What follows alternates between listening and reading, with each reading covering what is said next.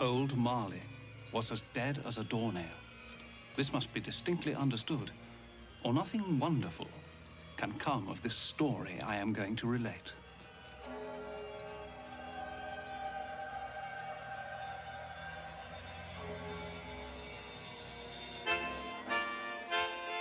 On Christmas night all Christians sing to hear the news the angels bring. On Christmas night all Christians sing to hear the news the angels bring.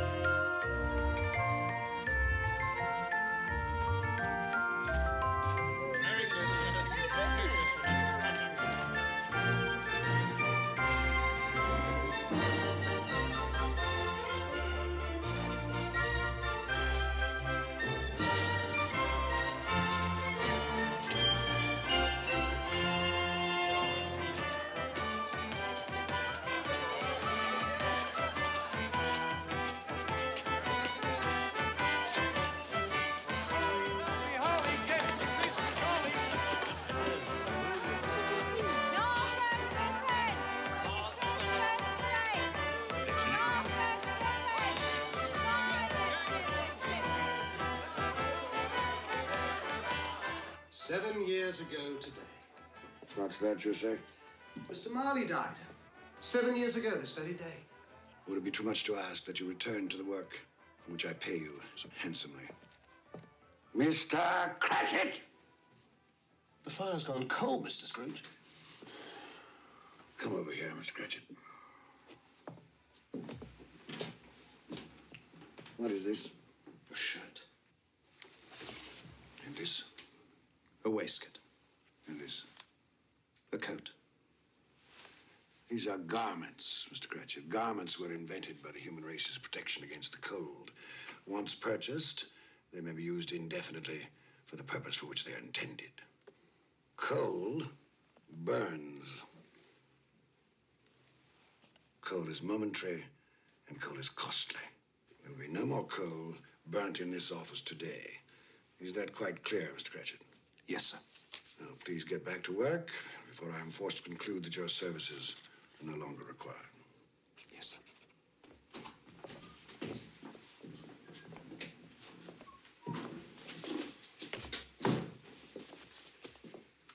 Merry Christmas, Bob Cratchit. And the same to you, Mr. Fred. Merry Christmas, Uncle. I said, Merry Christmas, Uncle. Humbug. Christmas a humbug, Uncle. Surely you don't mean that. I do. What's Christmas but a time for buying things for which you have no need, no money? Time for finding yourself a year older, not an hour richer. If I could work my will, every idiot who goes about with Merry Christmas on his lips should be boiled in his own pudding and buried with a stake of holly through his heart. Come now, Uncle. Neville, you keep Christmas in your way and let me keep it in mine. Keep it, but you don't keep it. Let me leave it alone, then. Much good it may do you, much good it has done you. There are a great many things from which I might have derived good, from which I have not profited, I dare say. Christmas among the rest. But I've always thought of Christmas time when it comes round as a good time, a kindly, forgiving, charitable time. A time when men and women seem by one consent to open their shut-up hearts freely to their fellow creatures. And so Uncle Lurt has never put a scrap of gold or silver into my pocket. I do believe that it has done me good. And I say, God bless it.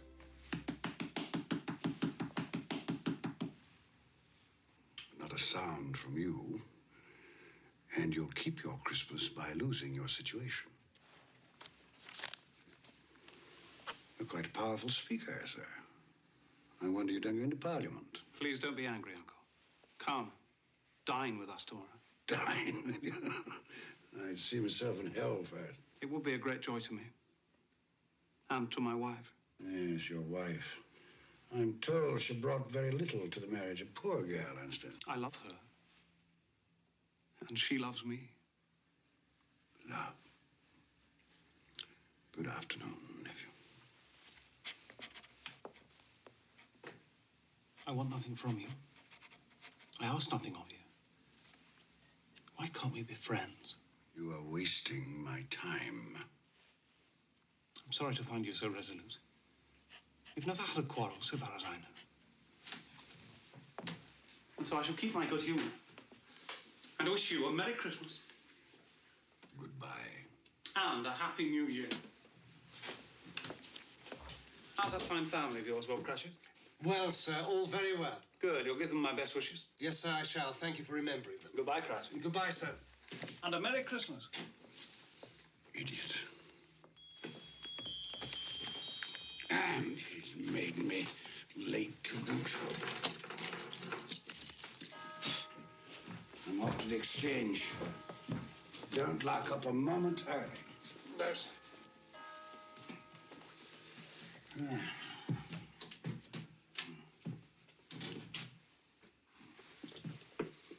You'll want all day tomorrow, I suppose. If it's quite convenient, sir. It's not convenient. And it's not fair. If I were to hold back half a crown from your pay for it, you'd think yourself ill-used, I'll be bound. But you don't think me ill-used when I pay a day's wages for no work. Christmas comes but once a year, sir. Poor excuse for picking a man's pocket every 25th of December. And I suppose you must have it. Be here all the earlier the next morning, Cratchit. Yes, sir, I shall. I certainly shall. Make sure. Yes, sir. And a Merry Christmas to you, Mr. Scrooge. Humbug. Ah.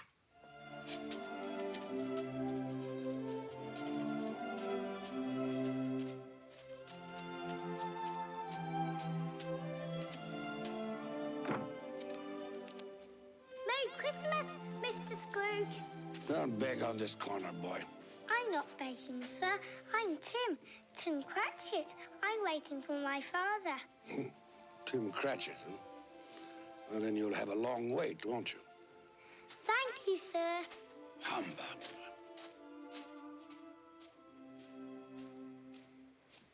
Our Saviour Christ and His Lady on Christmas Day, on Christmas Day. Our Saviour Christ and His Lady on Christmas Day in the morning. Clear the road. They will Out of the way. Let me sail the through. ships all free on Christmas Day, on Christmas Day. They will sail the ships all free on Christmas Day in the morning. His reason weak is and is short, and sorrow all His pay. He went to church but once a year, and that was Christmas Day. So grant us all a change of heart, rejoice for Mary's son. Pray peace on earth to all mankind, God bless us everyone. Pay 80 for January, pay 80 for January. Any open market? Any open market? Buying here, buying. Ah, Ebenezer. We were afraid you weren't coming. It's almost closing, sir. Well, I'm here, aren't I? I said you'd be here. Didn't I say Ebenezer Scrooge would be here? I knew you'd change your mind. Right, I have changed my mind. Oh, good, then you'll take our bid. The price has gone up. Gone up? But that's not possible. If you want my corn, gentlemen, you must meet my quote. Plus 5% for the delay. It's outrageous, Scrooge. You'll be left with a warehouse stuffed with corn. Well, that's my affair, isn't it? But if we pay your price, our bread will be dearer. The poor will suffer. Buy the corn someplace else. Good day, sir. Scrooge, a moment. We'll take your corn at the price you quoted yesterday. Too late. If you wait until tomorrow, it'll cost you another 5%. Damn it, Scrooge, it's not fair. No, but it's business. I'll give you a moment to make up your minds.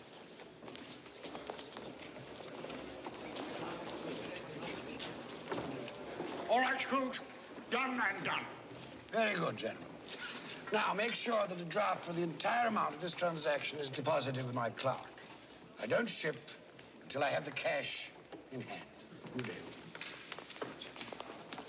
Mr. Scrooge, I presume. Indeed you do, sir. You don't know us. Nor do I wish to. My name is Poole, and this is Mr. Hackett. Excellent. Now, if you'll allow me to pass. Let me explain something. At this festive season of the year, it seems desirable that those of us with means should make some slight provision for the poor and destitute who suffer greatly at this time. Provision? Are you seeking money from me, then? Many thousands are in want of common necessaries. Hundreds of thousands are in want of common comforts. Are there no prisons? Plenty of prisons. The workhouses, they still in operation? They are. I wish I could say they were not. The treadmill, the poorhouses, still in full vigor? All very busy, sir. I was afraid from what you said that something had stopped them in full force. A few of us are endeavoring to raise a fund to buy the poor some meat and drink, and food and warmth. What can we put you down for, sir? Nothing. You wish to be anonymous? I wish to be left alone. Since you asked me what I wish, gentlemen, that is my answer. I don't make merry myself at Christmas, and I can't afford to make idle people merry. My taxes help to support the public institutions which I have mentioned, and they cost enough. Those who are badly off must go there. Many can't go there, and many would rather die. If they would rather die, perhaps they had better do so, and decrease the surplus population. Surely you don't mean that, sir. With all my heart. Now, if you will go about your business, gentlemen, and allow me to go about mine. Good day.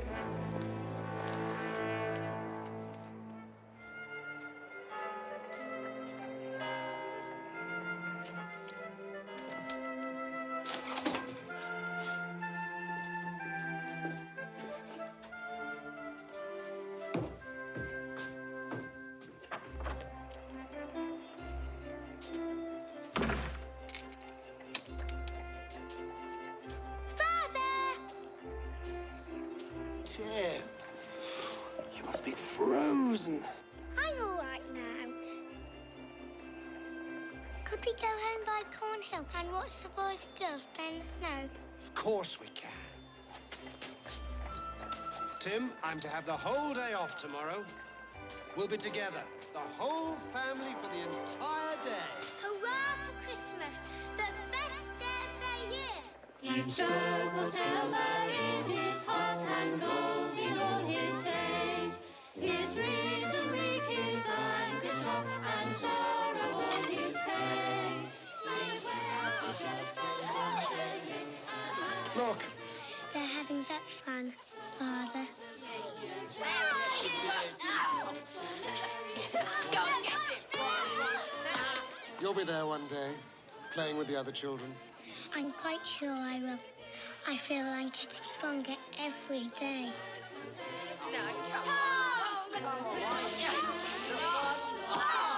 We must go home now. Your mother will be waiting for us. Yes, it's time to go home.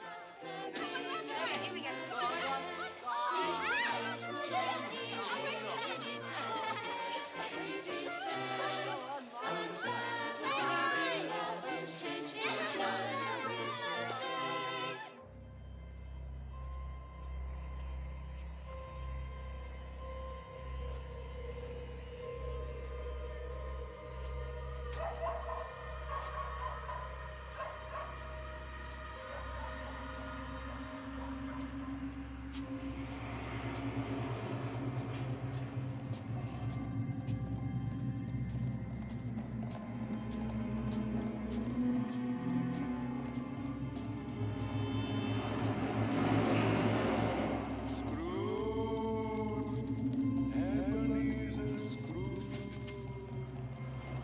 Who's calling me? Someone call my name?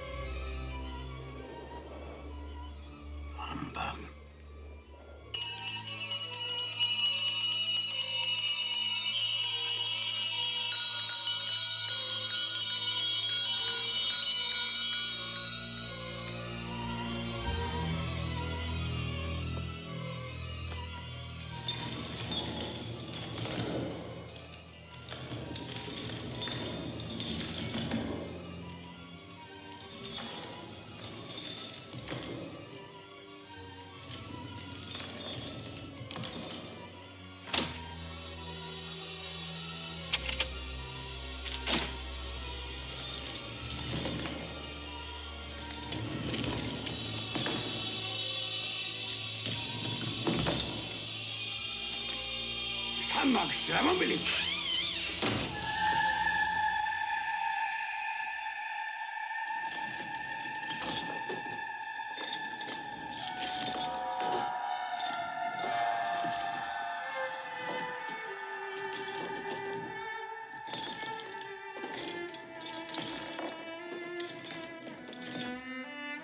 What do you want with me?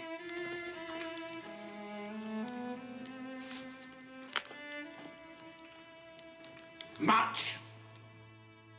Who are you? Ask me who I was.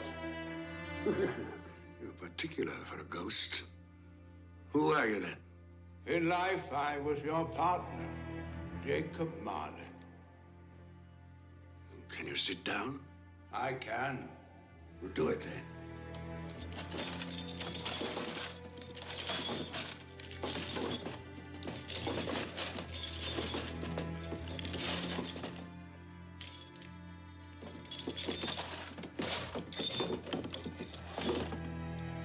You don't believe in me.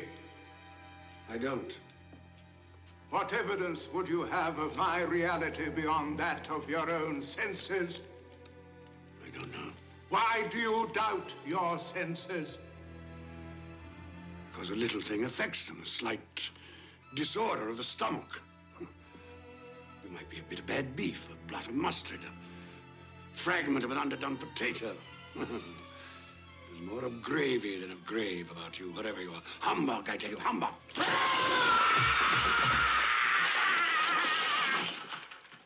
Mercy. Dreadful apparition. Why do you trouble me?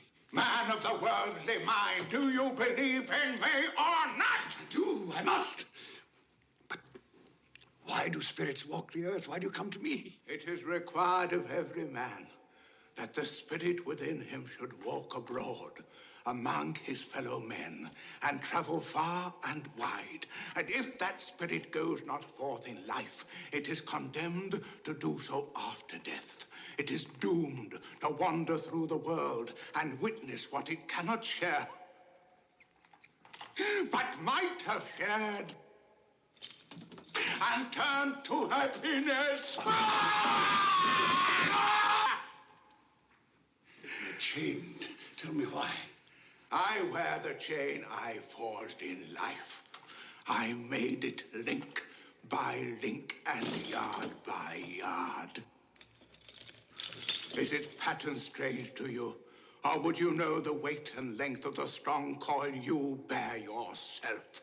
It was as full, as heavy, and as long as this 7 Christmas Eves ago, you have labored on it since. It is a ponderous chain. I see no chain. Mine were invisible until the day of my death, as yours shall be. Jacob, tell me more. Speak comfort to me. I have none to give. My spirit never walked beyond our counting house. In life, my spirit never roved beyond the narrow limits of our money-changing hole. No doubt of that. You always were a good man of business. Business? Mankind was my business. The common welfare was my business. Charity, mercy, forbearance, and benevolence were all my business. The dealings of my trade were but a drop of water in the comprehensive ocean of my business. I'm sorry for you, Jacob. Is there anything I can do for you? For me? Nay, it is too late. But I have come for your sake, Ebenezer. Have you? Well, you always were a good friend. As part of my penance, I have been sent to warn you. And so you have? And to offer you a hope and chance of escaping my fate. You will be haunted by 3 spirits. 3 spirits? Is that the chance and hope you mentioned? It is. Well, in that case, I think I'd rather not. Expect the first tonight. when the bell tolls 1. Couldn't they all come at the same time, Jacob, and have it over? Expect the 2nd on the stroke of 2. The 3rd, more mercurial, shall appear in his own good time.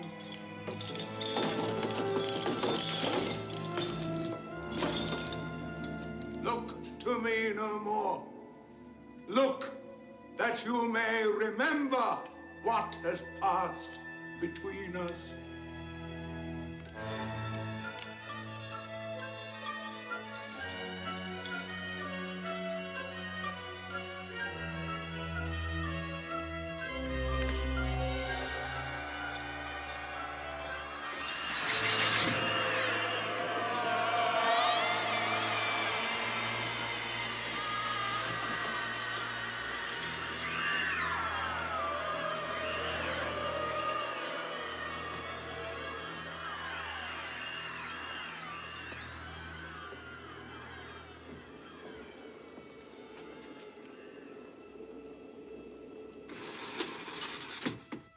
Humbug.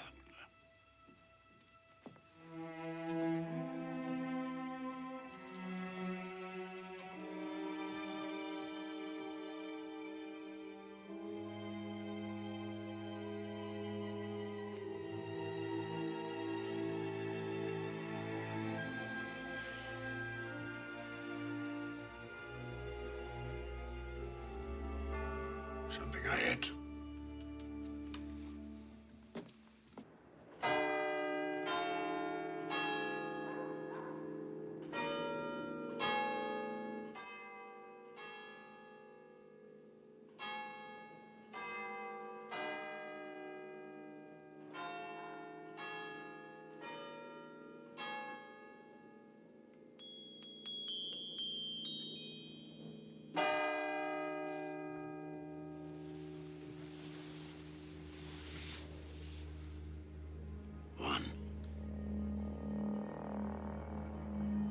What was it Molly said?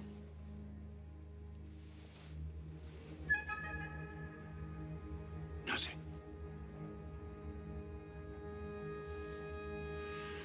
Just a dream, then.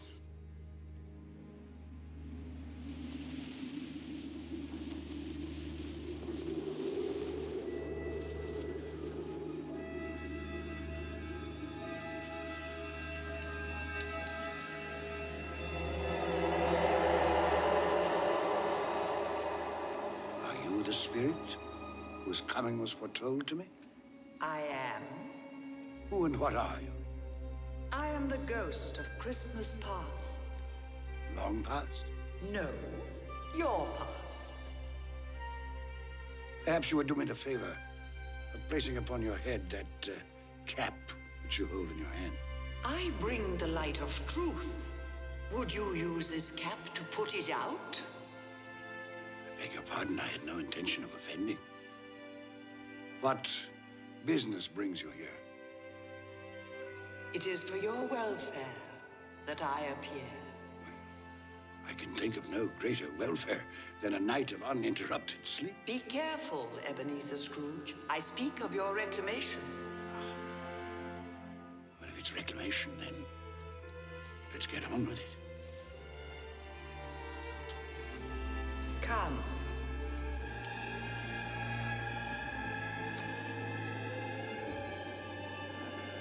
We shall be invisible and silent as the grave. You will now see a child, a youth. You will see yourself, Ebenezer.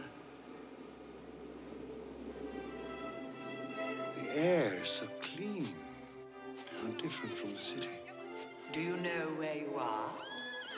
Of course, I was bred here. I was a boy in this place.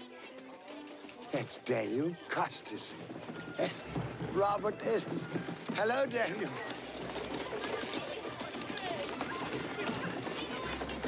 The big one there, that's David Tyler. David, look here, it's Ebenezer. I told you, Ebenezer. They can't hear you. How happy they all seem. That's right, they do. Yes, well, it's time to move on. Come along, Ebenezer. You know the way. I could walk it blindfolded. Your school. I remember. And it's Christmas Day. There's a boy in there, neglected. The boy is deserted by his friends and his family. His mother is dead. His father holds him a grudge. Why does his father hold him a grudge? She died in childbirth. His birth. Weep for the boy if the tears will come. He has his friends, even on this day. From his beloved books. There's Ali Baba. Dear old honest Ali Baba. And the Sultan's groom, turned upside down with the genie. But not a real child to talk to. Not a living person. Robinson Crusoe, not real. And Friday, and the parrot with green body and yellow tail, not real. He made do, this boy. Let us see another Christmas Day. When you were a youth. Fan. Fan! Dear, dear brother. I've come to bring you home, dear brother. To bring you home. Home.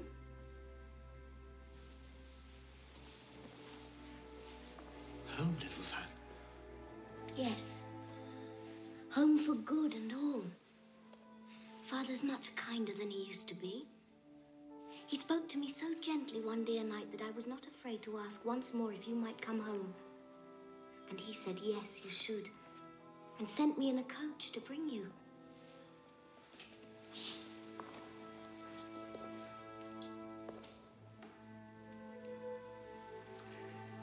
You're quite a woman, little fan. And you are to be a man now. And never come back here.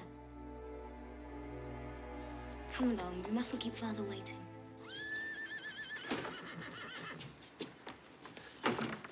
Father! There, boy, there.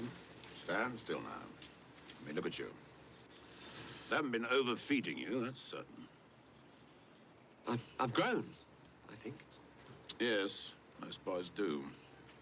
Fan has told you won't be moving back here. Yes, sir. It's time you made your way in the world. I've arranged an apprenticeship for you. You'll move into Mr. Fezziwig's establishment in 3 days' time. 3 days, Father. I'd hoped we'd have my brother home for longer. Longer? 3 days is quite long enough for both of us. Don't you think, Ebenezer? Yes, sir. Quite long enough. You finished back there? All safe and secure, sir. To the carriage, Fan. On our way. Into the carriage, boy.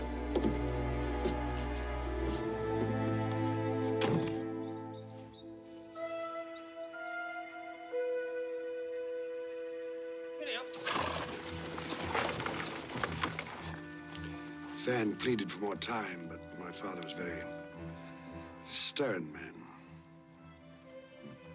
Fan. She died a young woman. She had such a generous nature. Yes, too young. Old enough to bear a child. One son, Fred, your nephew, Fred Hollowell. Yes. who bears a strong resemblance to your sister. Does he? I never noticed.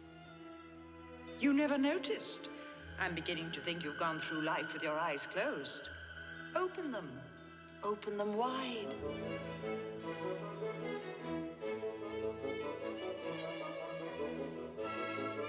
You know this man? It's old Fezziwig. Hmm? Oh, yes, my dear. Would you ask Mr. Pulling to refer that matter to Mr. Scrooge? Eh? Thank you, my dear. And you know this place? No, was I not apprenticed here? Pay attention, everybody. Dick, Ebenezer, pens down. No more work tonight, boys. It is Christmas Eve. So, close those ledgers down, Ebenezer and Dick. Clear away in here, everybody. We need the room. Here we go, lad. You'll enjoy yourself tonight, Master Ebenezer. That is an order. Yes, sir, I'll try. Well, put your heart in it. You put enough of yourself into your work, and I have nothing but praise for the way you've discharged your duties. But you're young, eh? There's more to life than bolts of cloth and musty old ledgers, eh? It's Mrs. Fezziwig and the 3 daughters and their suitors. Happy Christmas to you all. Merry Christmas. Belle, I had forgotten how beautiful she was.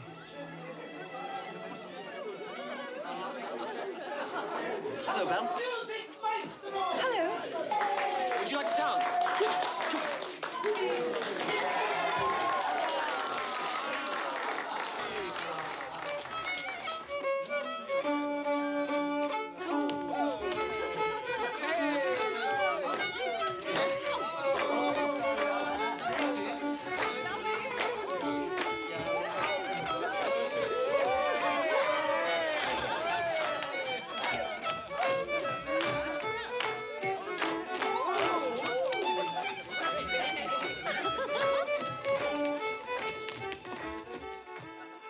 How long since you danced, Ebenezer?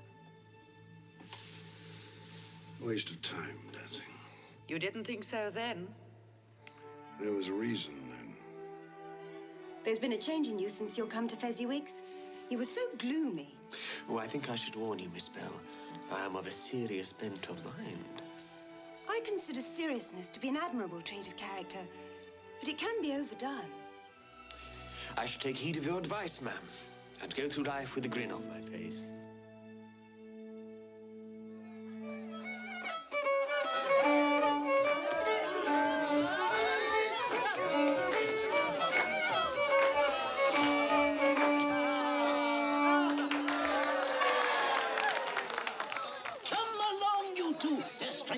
Roger de Coverley. Time enough to sample the punch when you're old and fat like me, eh? Oh, I'd best partner my wife before that young scamp goes dancing off with her. Oh, what a difference it makes, Ebenezer, to travel the rough road of life with the right female to help bear the burden, eh?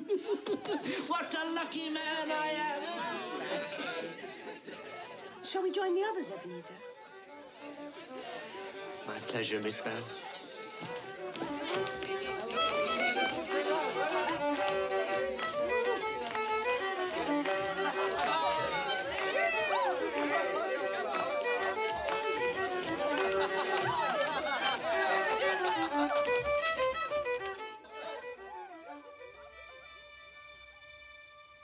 Old Fezziwig.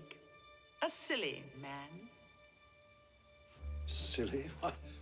Why silly?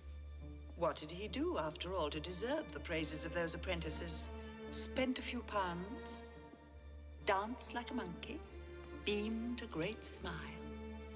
Well, the happiness I gave was quite as great as though it had cost £1,000.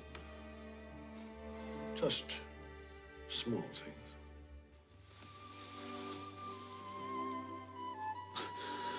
Belle, are you in love, Ebenezer?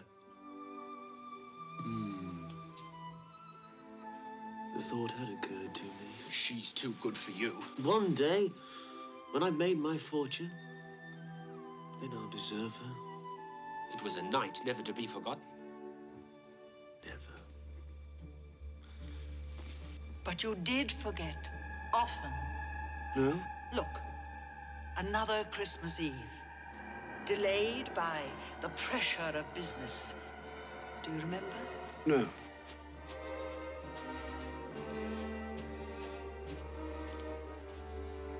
Hello, Belle.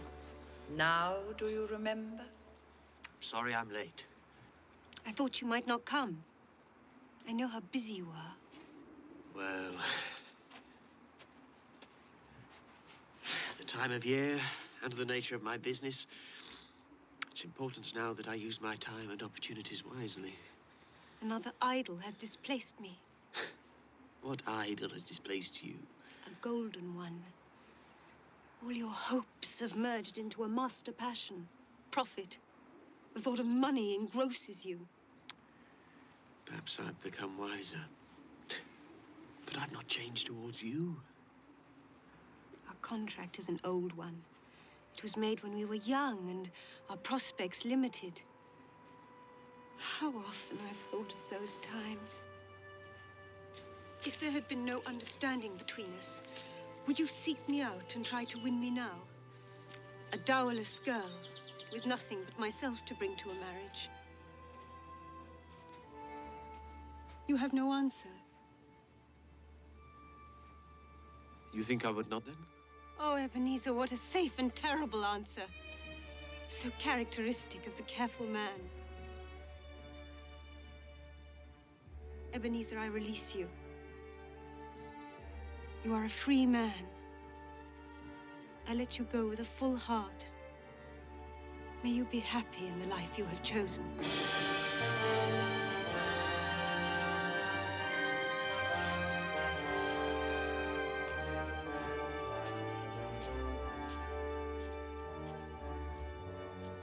I almost went after her. Almost carries no weight, especially in matters of the heart.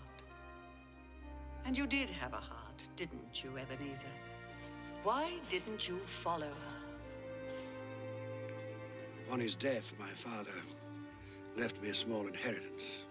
Belle wished to be married, insisting that we could get along on very little. But I wanted something more for both of us. So I lent out that money, laid the foundations for financial success, which I have achieved, I may add. Congratulations. Well, thank you not to sneer. Spirit, show me no more. Conduct me home. You have explained what you gained. Now I will show you what you have lost. Belle. Yes, Belle. And those are her children. Oh, darling, he's wonderful, isn't he? Oh, Lord, what a brood.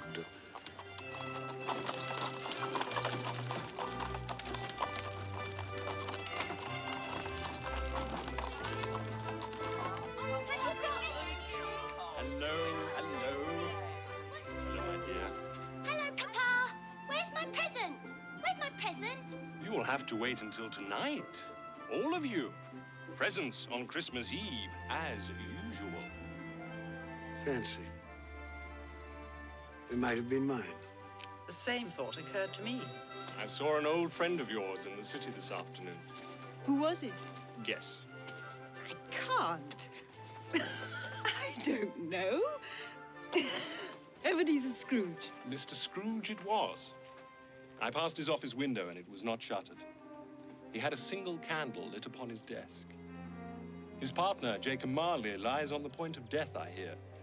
And there he sat, Ebenezer Scrooge, alone. Quite alone in the world, I do believe. Poor Ebenezer. Poor wretched man. Spare me your pity. I have no need of it.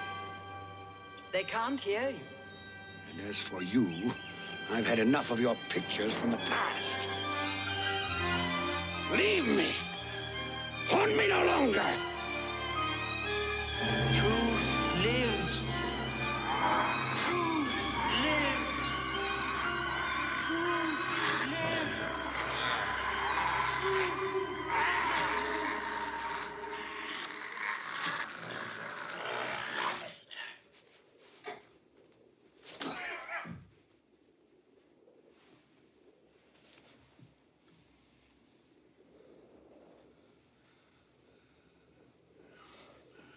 A nightmare.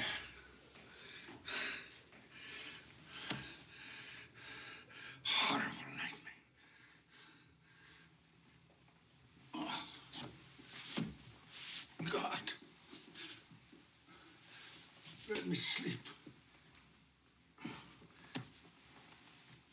Let me sleep in peace.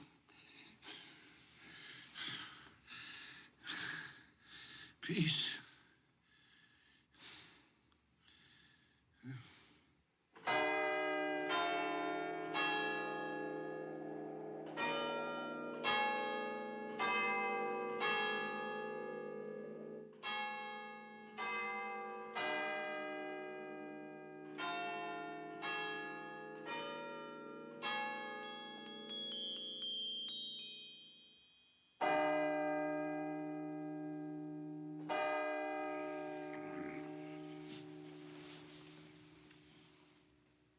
2. Well, Jacob Marley, where is this spirit of which you spoke so glibly? You did say at the stroke of 2, didn't you, Jacob?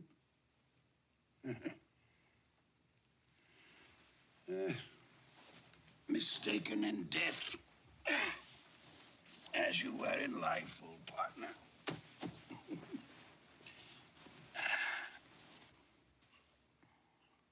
Ebenezer Scrooge! Ebenezer Scrooge!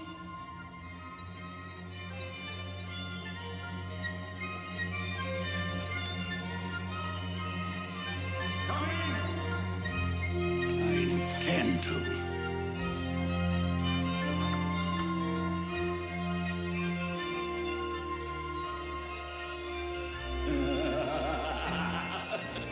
Come in and know me better, man.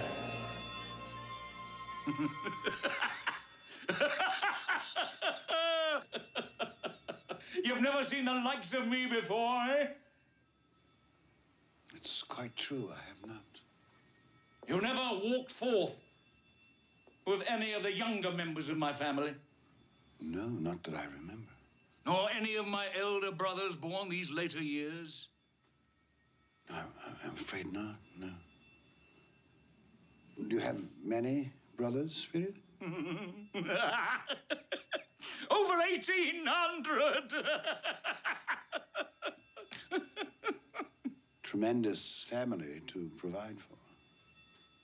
Take hold of my robe, Ebenezer Scrooge.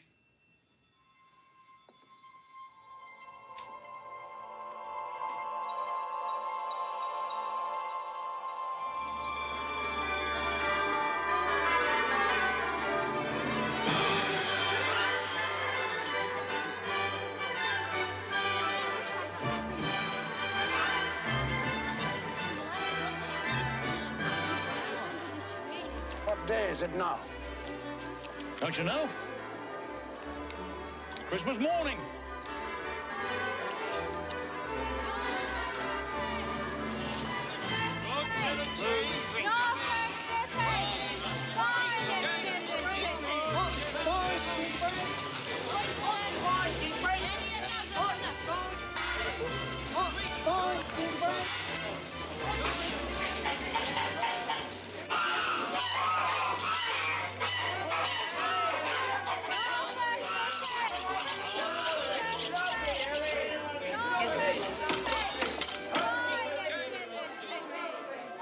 There's a lot of buying, isn't there? Oh, Ebenezer, is that all you can see? Follow me, and I'll show you to what good use these wares can be put. Is there some peculiar power which emanates from your torch? Oh, yes. There is.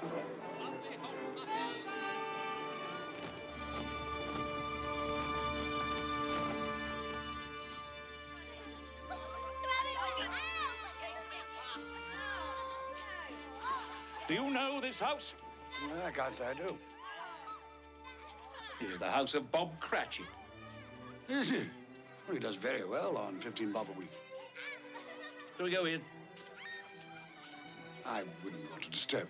As with Christmas past, we shall be invisible and unheard. I wonder what's keeping your father. He's probably stopped to talk to the parson. Father always likes to compliment him on his sermons. I do hope the pudding's a success this year. No one makes a better pudding than you, Mother. Peter, save some for the rest of the family. Just testing the cooking, Mother. I'm sure they'll manage very well on their own without your help, young man. Hello, Mother. Hello, Mother. Smell the goose cooking, Martha. Yes, it makes my mouth water. Mine too. I can't wait. Well, you'll just have to. Now run along with Martha and help her butter the bread thinly. Here they Merry Christmas, everyone. You're late, Bob Cratchit. Oh, and you're quite like an icicle, Tim. You've been dawdling. Father had a long talk with the minister. Thought as much. Come, Tim, listen to the pudding hissing on the fire. It's like a giant snake inside the copper. Go along with your brother and sister, Tim. I'll begin the wine. Off you go, then. Come on. How did you behave in church? As good as gold. Better. Mother's very worried if it'll turn out all right. Look how they support him. What did you say? Nothing. It's, nothing. Somehow he gets thoughtful sitting by himself so much. He thinks the strangest things. He told me coming home that he hoped that the people in church saw him because he was a cripple, and that it might be pleasant for them to remember on Christmas Day who it was that made lame beggars walk and blind men see. It seems to me that Tim is getting stronger every day, that his limbs are growing, that he's in better spirits, it seems to me. Yes, Bob. I'm sure you're right. He is getting stronger. Well, we're all here. That's the important thing. Belinda, help me with the goose. Yes, Mother.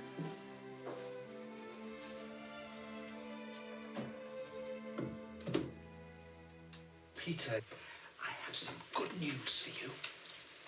I met by chance this morning at church a fine gentleman, Fred Hollywell by name. He's a nephew of our own Mr. Scrooge, and he remembered that I have a son coming of working age, and he told me that he had a position open starting at 3 shillings and 6pence every week. 3 shillings and 6pence every week? So, if you are agreeable, you may start work on Monday next. Now I can begin to help you and Mother. More important, you shall be embarking on a fine career. To start a boy at 3 and 6pence a week. Hey, it's typical of my nephew. It's no wonder he's never been able to put by a penny. Perhaps he's put by more than money. Fred? He's doing this to spite me, you know? Employing the son of my employee at an exorbitant wage.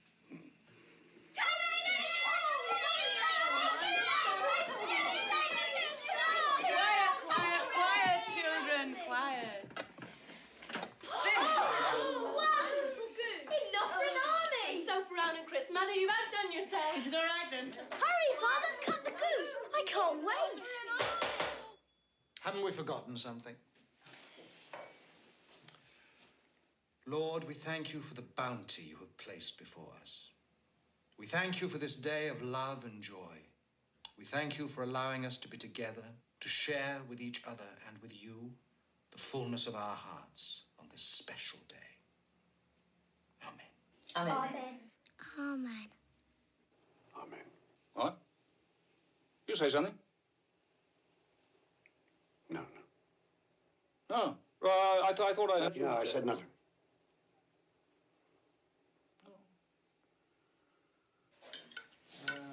Peter. Alice. Linda. Potato, Alice? A very small goose. It's all Bob Cratchit can afford. Me. Are we all served? Yes. Yes. Then let's begin. And a Merry Christmas to us all. A Merry Christmas to us all. And God bless us, everyone.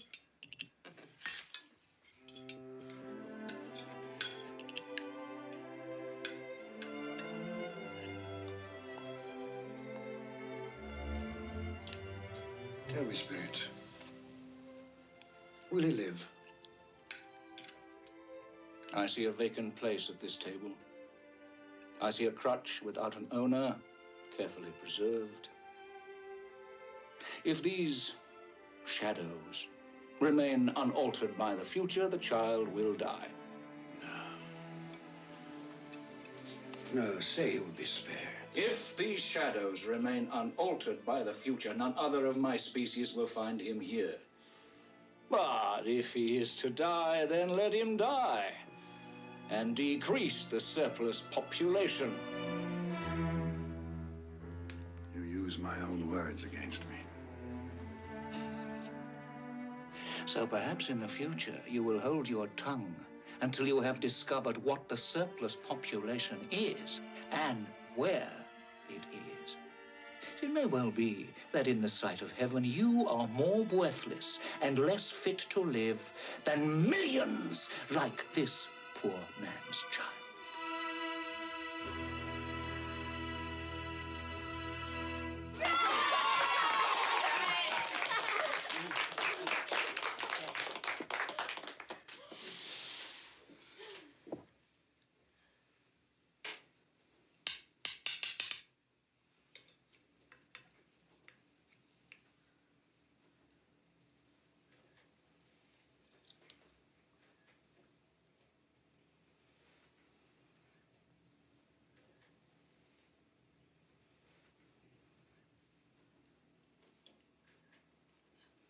triumph, my dear. Another triumph.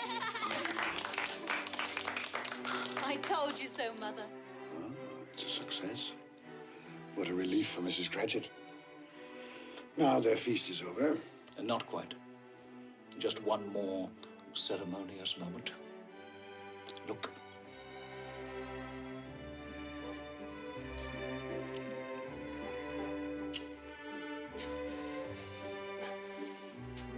Now, I would like to propose a toast to Mr. Ebenezer Scrooge, the founder of our feast. Mr. Scrooge.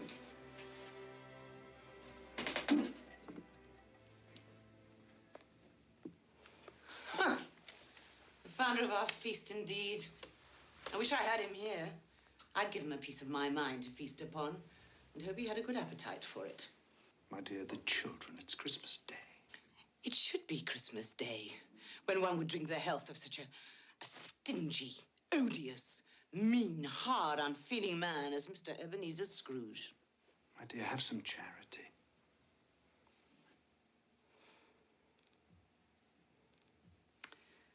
Oh, well. I'll drink his health, for your sake, and the day's sake, but not for his. Long life, Mr. Ebenezer Scrooge. A Merry Christmas and a Happy New Year. I've no doubt his Christmas will be very merry, and he'll be very happy. Mr. Scrooge. Mr. Scrooge. Mr. Scrooge. Mr. Scrooge. Mr. Scrooge. Mr. Scrooge.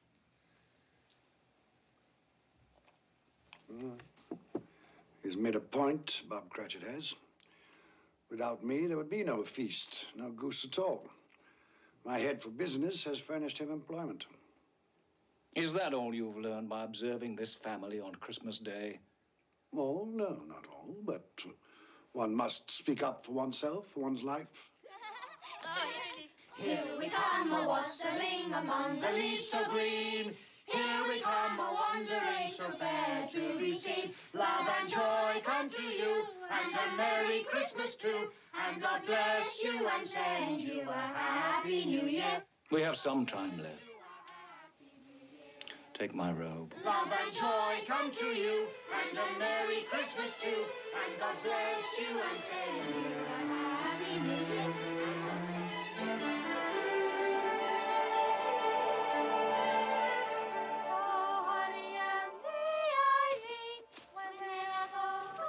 Where are we now? Just a street. Any street.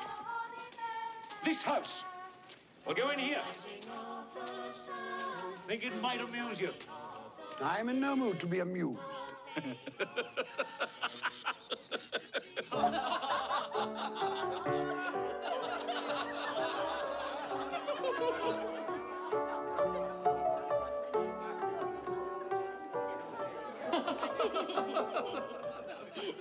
Dear husband, do you find my playing so amusing? Oh, I'm sorry, my love.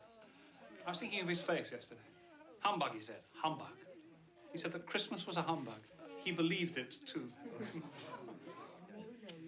I'd very much like to meet your uncle, sir. The droll way in which you portray him tickles my heart. He's a comical fellow. But not so pleasant as he might be. His offences carry their own punishment. Dear brother-in-law, it's said he's very rich. Yes, well, that is very true. But his wealth is of no use to him. He doesn't do any good with it. He doesn't even make himself comfortable with it. You must squander it. That's what you mean by comfortable. You mustn't argue with those we visit. It's useless and even tactless. Tact is quality I despise. That I can see. I have no patience with him. Well, I have, and I feel sorry for him. Sorry for me. Who suffers from his ill whims? Himself, always. Here, he takes it in his heart to dislike us and not come and dine with us. And he loses a very good dinner indeed. The reason that I talk about my uncle so is that my mother, God rest her saintly soul, was very fond of him. She loved him. It's true. Fan loved me, and I her. Dear Fan. I wish she were alive today. Fred looks very like her. Yes, I've been reminded of that just recently. I was only going to say that the consequences of his taking a dislike to us and not making merry with us is that he loses some pleasant moments, which could do him no harm. And I mean to give him the same chance every year, whether he likes it or not. And every year he'll say, Christmas. Bah! Come, my dear, we must see to our guests. Hello there. Would you like some nougat? Boys, can't hear myself think. Well, they seem to be happy. Well, I suppose that free food and drink would be an occasion for pleasure to most people. Happy in each other's company, I mean. Everyone, hush there. We shall have a game, a word game. Huh? Yes, game. What should it be? Does everyone know the rules to similes? All right, everyone. Now, you shall each have 5 seconds to answer. I'll ask the question. Mr. Topper, you'll keep count. Well, I shall do my best. Now, you'll each have 5 seconds to answer. If you fail to give an acceptable answer within that time, then you must each stand behind your chair. Last one to, who's seated wins the prize. Fred, don't go on so. Just begin. Oh, I'm sorry, my love. Yes, I shall. Yes, I shall. Now, proud as. Proud as a peacock. Dry as. As a bone. Plump as. My wife. Sorry, just a little joke. Plump as... 1. 2 seconds. A partridge. Quick as. Wind. No. 1, 2, 3, 4, 5. A wink, you idiot. Ebenezer, shh. You said they could neither see nor hear us. That's quite true. Oh, yes, sorry. Even I forget the regulations sometime. After all, I do not come back very often. Shh, I'm trying to listen to the game. Modest as. A maiden. No. Well, I'm sure it's a well-known simile. Well, I was thinking of modest as a violet. Right. However, I will accept your answer. Janet. Attend. Tight as. Tight as... A drum. Anyone knows that. Tight as. Not very bright, my nephew's wife. Tight as your Uncle Scrooge's purse strings. Oh, Janet, that's quite wrong. And your time is up. You've lost and you must stand behind your chair. Tight as a drum. That's what I was thinking of. Good for you, Fred. The boy's got a head on his shoulders. And as for the laughter at my expense, Spirit, I'm inclined to overlook it in view of the general gaiety of the evening. It is now time to leave this pleasant scene. We have one more visit to make before my time is done. Take hold of my robe. Sly as. A fox! Yes. Red as. Red as a rose. Yeah. Silent as. The night. No. A mouse. Not at all. No, I know. The grave. Where are we now? I'm sure I don't know this place. The name would mean nothing to you. It's a place, like many in this world.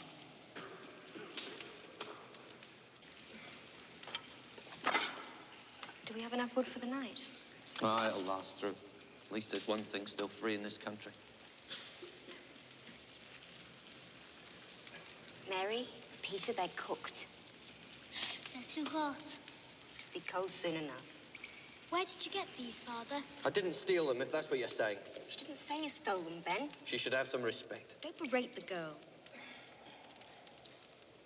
They fell from a cart into the road. Your father's not a thief, girl. Not yet.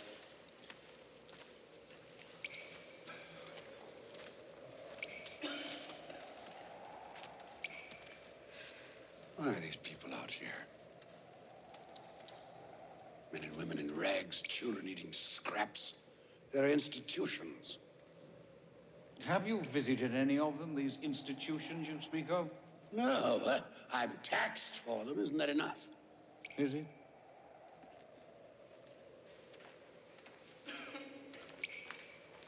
Ben, come back to the fire. Look at these hands, Meg. They're hard hands. They've done hard work. I want to work. I want to have bread for my children. It's not right that there's no work. We're together, Ben. That's the important thing. I love you, Meg. I love the children. Tomorrow, take the children and go to the parish poorhouse. No. No. I'd rather we all drowned in the river than go to one of those places and be separated forever. Until I get work. No. Ben, we're a family. We stay together. Come. Come back to the fire. Come.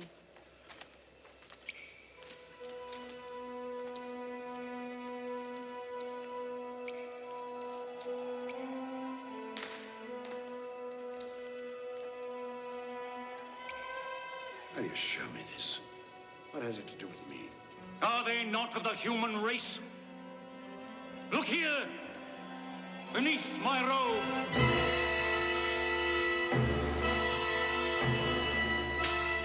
Look upon these.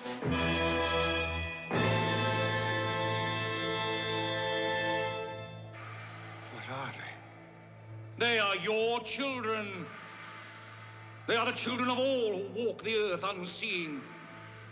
Their names are ignorance and want. Beware of them. For upon their brow is written the word doom. They spell the downfall of you and all who deny their existence. Have they no refuge, no resource? Are there no workhouses? Are there no prisons?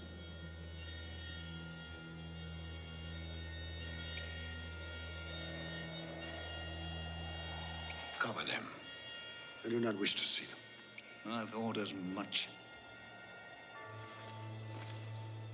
They are hidden. But they live. Oh, they live. Well,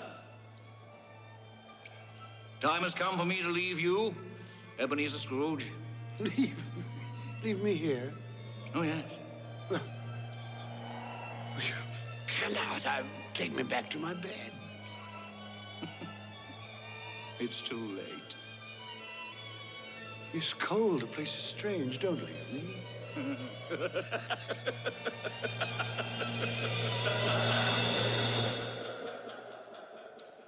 Spirit,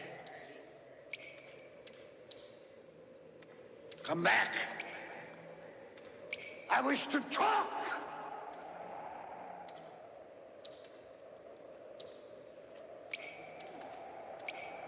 Perhaps I have made a mistake here and there. Talked too quickly about matters to which I gave no great thought. Very well, we'll have a give and take. Come to some meeting of the minds. I'm a reasonable man. Spirit! Have pity on me. Don't leave me.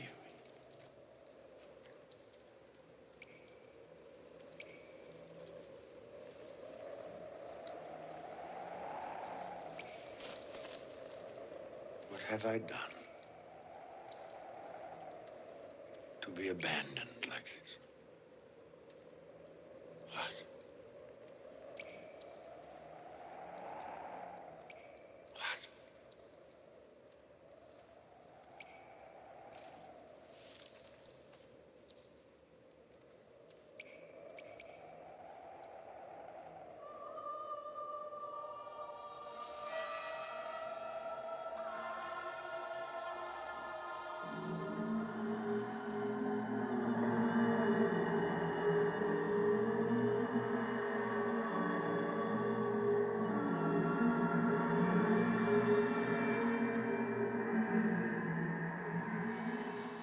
Are you the spirit which Jacob Marley foretold would visit me?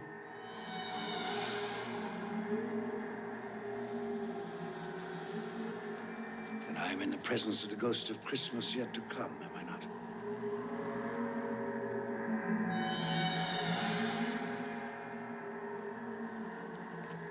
You're about to show me the shadows of the things that have not happened, but will happen in the time before us. Is that so? I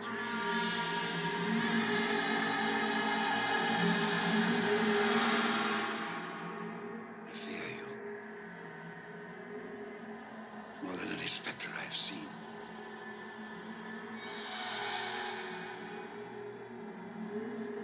prepared to bear your company.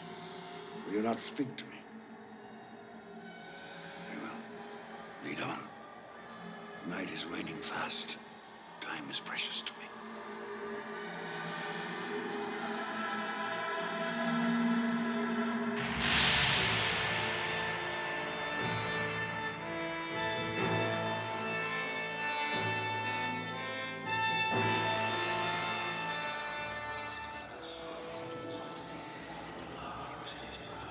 This place, I know it very well. The exchange, it's like a second home to me.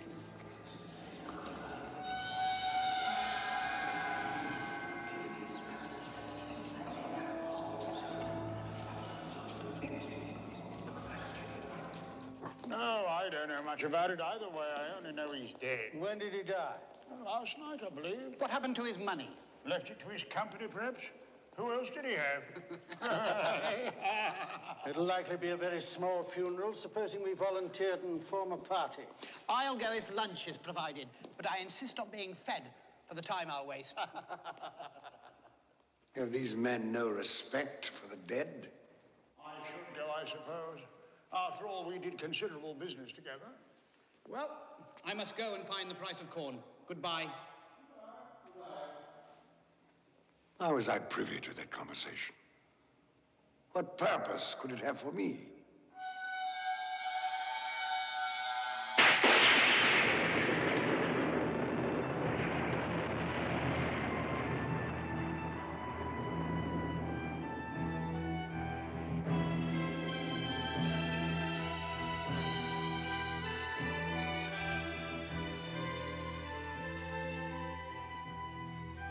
Merciful heavens, what is this?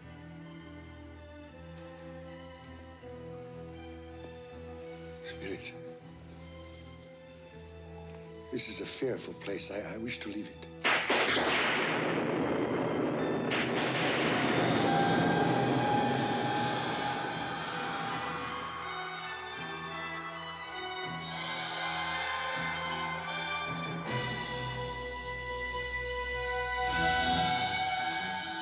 No, I will not. This you cannot make me do. I say I understand you. That is sufficient to the moment. Furthermore, there must be someone in this city who feels some emotion because of this man's death. I demand to see that person.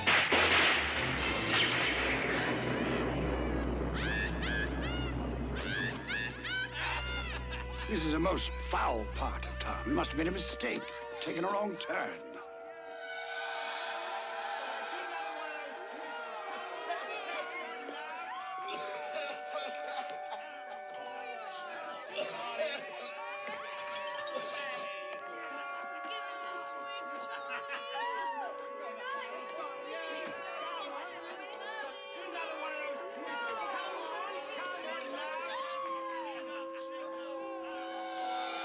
In there? I have no business to transact in there.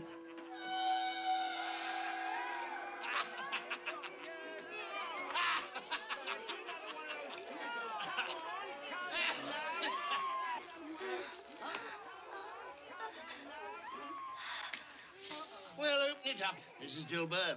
Am I to pay you for goods I haven't seen? You'll not ask me how I came by these. Every person has a right to take care of himself. That's my motto. Well, he always did. And who's the worse for the loss of a few things?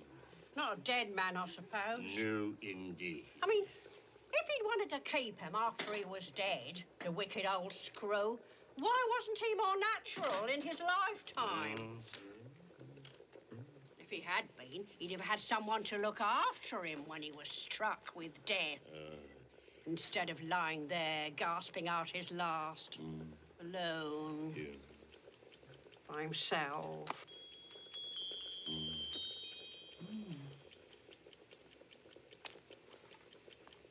Those are my things. She's stolen my things. I'll have her before a magistrate. What do you call these? Bed curtains. You don't mean to say you took them down, rings and all, with him lying there. Why not?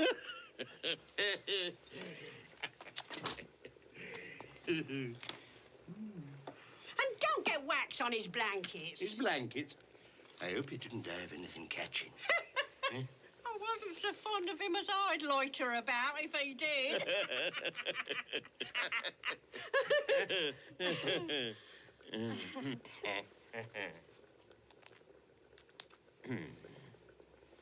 Well, what's your offer then?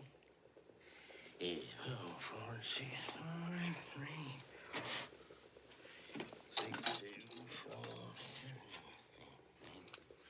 Those are not my things. Yes, they are similar, but the person she speaks of, that could not be me. A similarity, perhaps. £1.5 3. Not a penny more if I was to be boiled for it. You're ardent, Joe, and no mistake. I'm always kind to the ladies. That's the way I ruin myself. Spirit, what perversity is this? I asked to see some emotion in connection with this man's death. You show me only greed and avarice. Let me see some tenderness, some depth of feeling.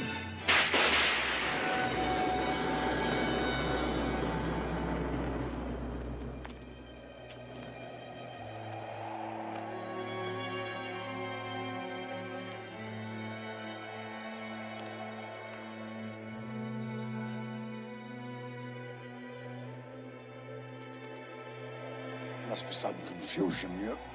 Your fellow spirit brought me here earlier. Very well. You're devilish hard to have a conversation with.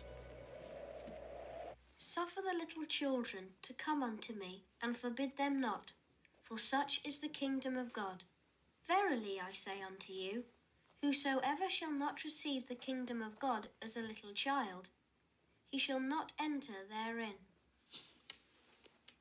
This colour hurts my eyes.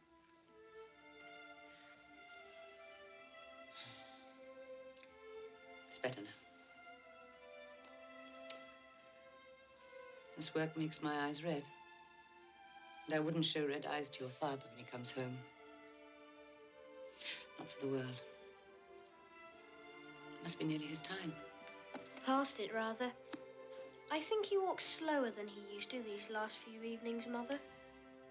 Yet I've seen him walk home with Tiny Tim on his shoulders very fast indeed. And so have I. And so have I. And so have I. But he was very light to carry. And your father loved him so that there was no trouble. No trouble. There is your father now. Hello, Father.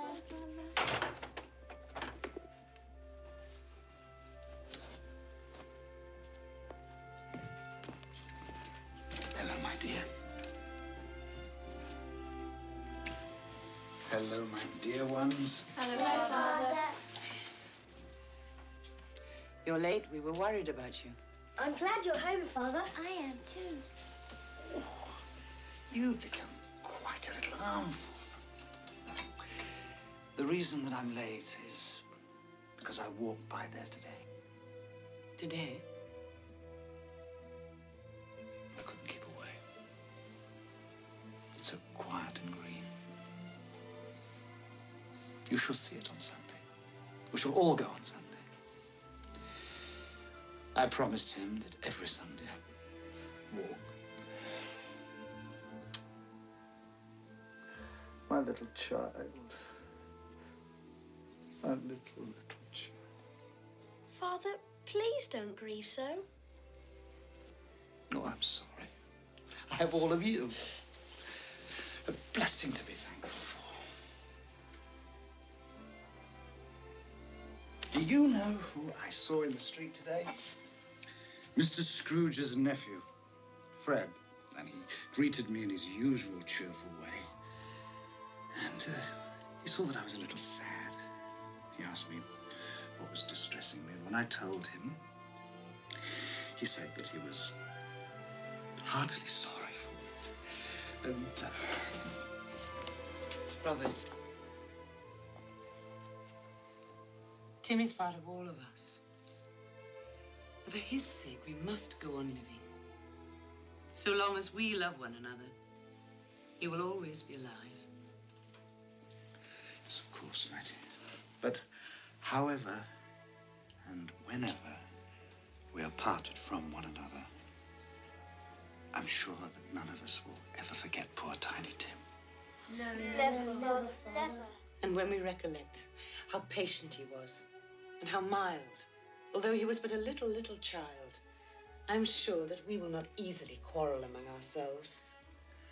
I am a happy man. I am a truly happy man. I asked for tenderness and depth of feeling. And you've shown me that. Nothing more I need see. Take me home.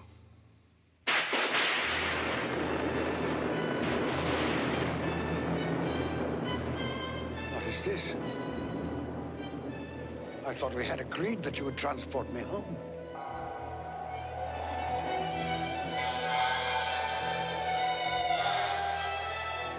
Inspector, something informs me that the moment of our parting is at hand. I know it, but I know not how. Tell me, what man was that whom we saw lying dead?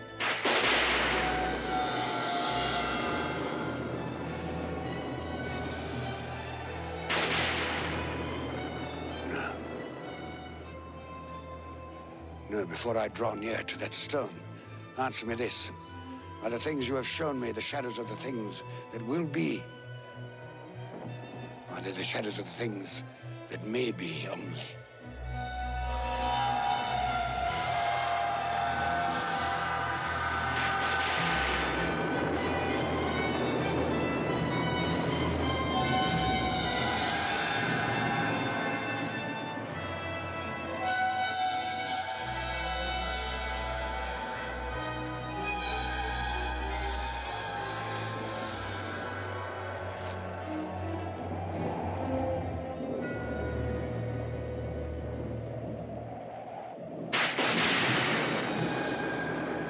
Men's courses will foreshadow certain ends. I accept that.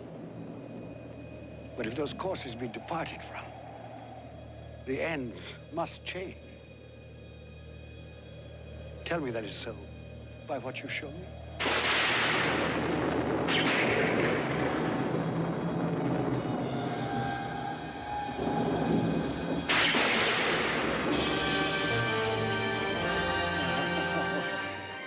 Dear me, I am not the man I was.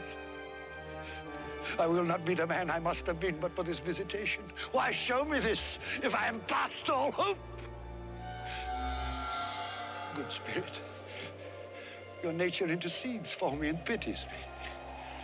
Say that I may change these things by an altered life. I will honor Christmas in my heart and try to keep it all the year. I will live in the past, present, and the future. The spirits of all three shall strive within me. I will not shut out the lessons that they teach. Tell me. Tell me that I may sponge away the writing on this stone. Oh, spare me. Spare me.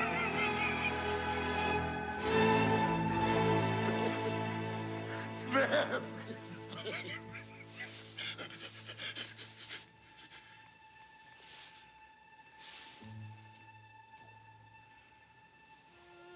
My own room.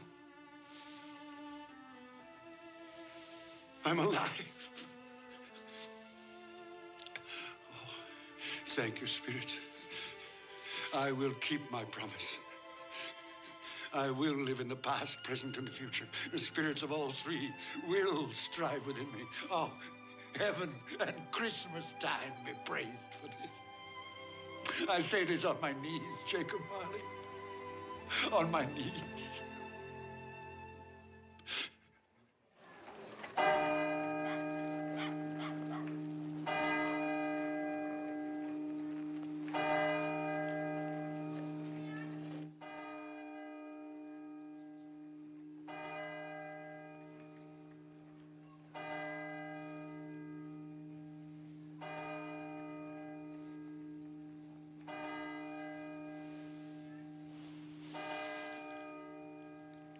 9 o'clock. And daylight. But what day?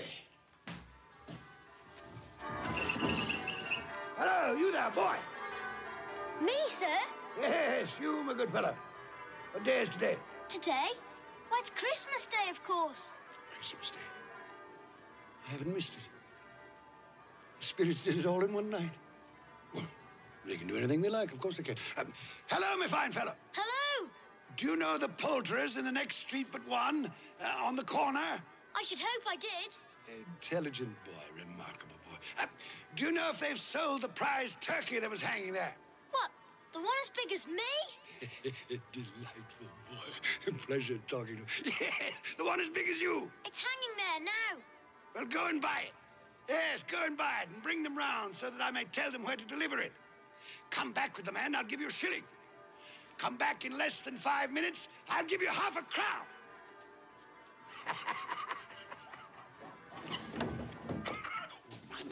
I must dress myself. So much to do. I don't want to lose any time. I was light. I'm as happy as an angel. I'm as merry as a schoolboy. I'm as giddy as a drunken man. Merry Christmas to everybody, and a Happy New Year to the world!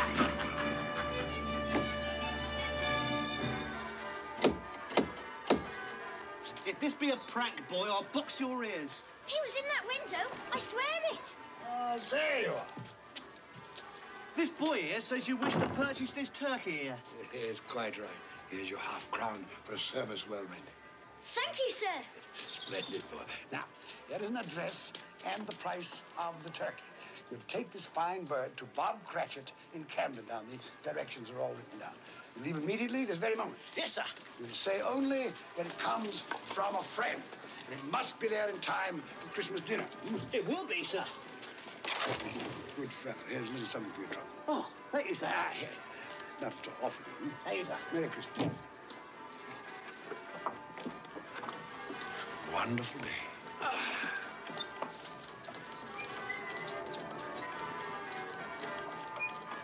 So grant us all a change of heart. Good morning. Merry Christmas to you. Like angels. Yes, exactly. You sing excellently well, yes. Thank you. It is I who thank you for that glorious music on this glorious Christmas day.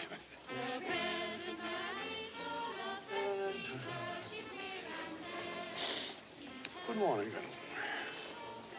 Oh, gentlemen, good morning, gentlemen. Merry Christmas to you. Mr. Scrooge.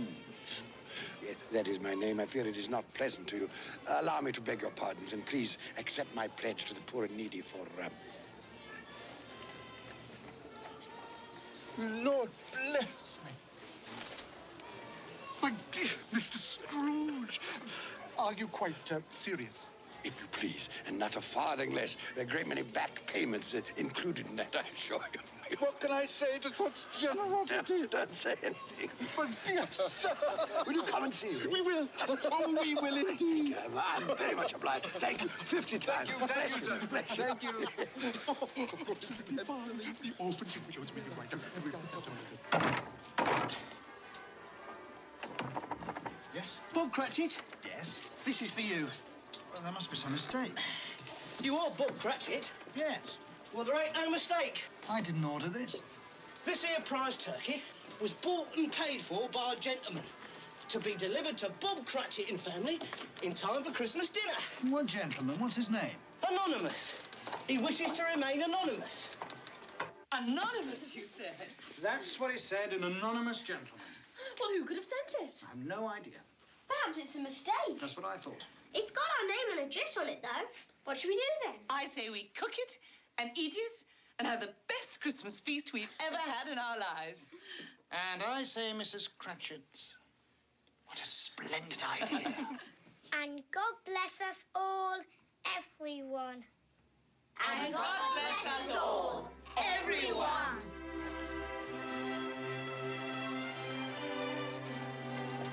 Merry Christmas, sir. Merry Christmas.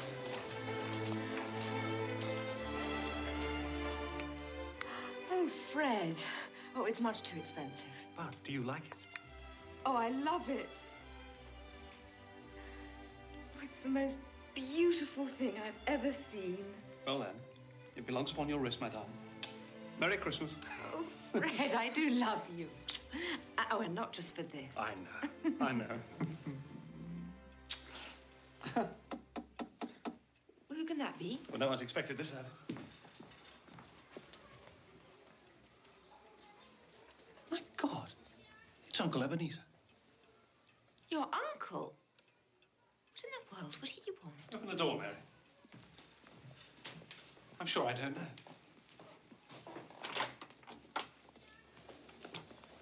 Fred, Uncle Ebenezer. may I come in? Yes, come in. Please. Thank you. Do come in. Good afternoon, madam. Merry Christmas to you. Merry Christmas to you. Oh, Uncle Ebenezer, this is my wife, Janet. Janet, this is Uncle Ebenezer. It's a pleasure. More like a surprise, wouldn't you say?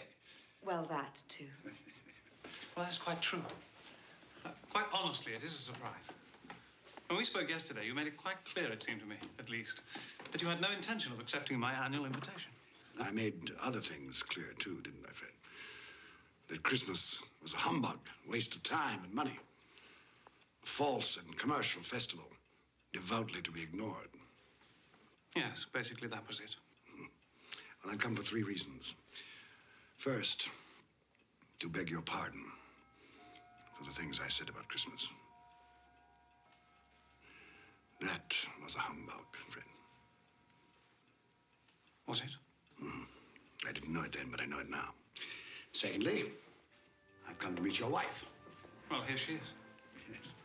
And a very beautiful woman she is, too. Thank you.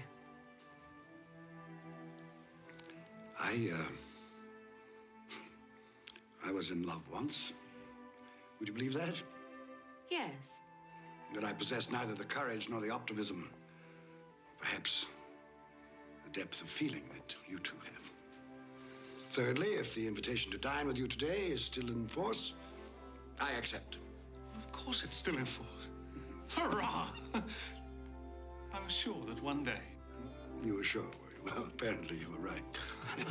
Yes, I should like to dine with you and your friends. You'll be more than welcome. You like games, don't you? Yes. Yes, as a matter of fact, I do. Uh-huh. Do you ever play similes? It's one of our favorites. Perhaps we could play today. Quite possibly. I'm very good at it. And should the phrase tight as be thrown out, the answer is a drum. Why, yes, so it is. Good.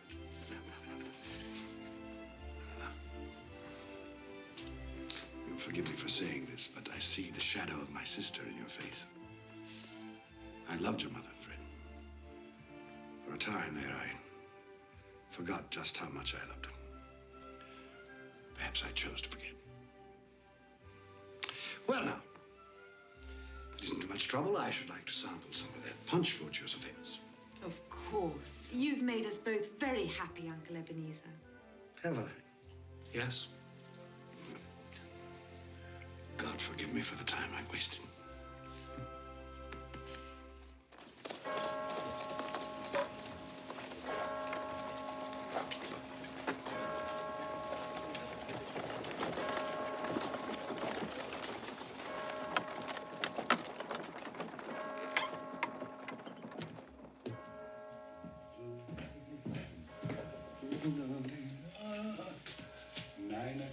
Late again, eh, Cratchit?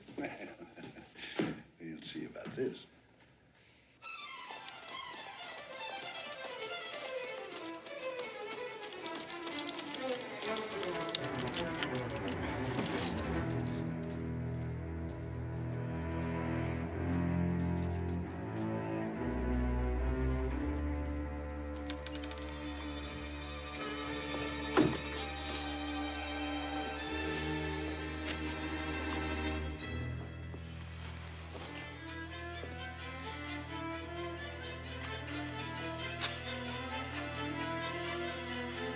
Mr. Cratchit!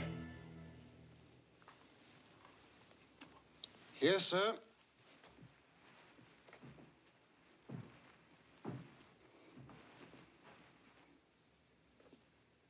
Do you know what time it is? Yes, sir. What time is it? 18 minutes past the hour, sir. 18 and a half minutes past the hour. What do you mean, coming here this time of day? I'm sorry, sir. I am behind my time. Yes, I think you are. Step this way, sir, if you will, please. It's only once a year, sir. It shall not be repeated. I was making rather merry yesterday. Well, I'll tell you, my friend, I'm not going to stand for this any longer. Therefore, I am going to double your salary.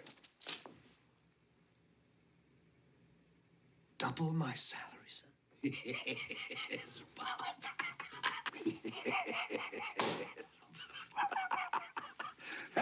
A Merry Christmas to you. I'll double your salary for a start, and I'll endeavor to assist your family in any way I can. And Tim will walk again and grow stronger and stronger upon my life, he will. Well, we'll discuss the particulars this afternoon over a Christmas bowl. What's the matter with you? Nothing, sir. Well, it's just that... Nothing. Thank you, sir. My good fellow, make up the fire before we freeze to death.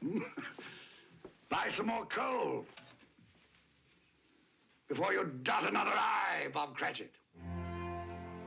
Yes, sir.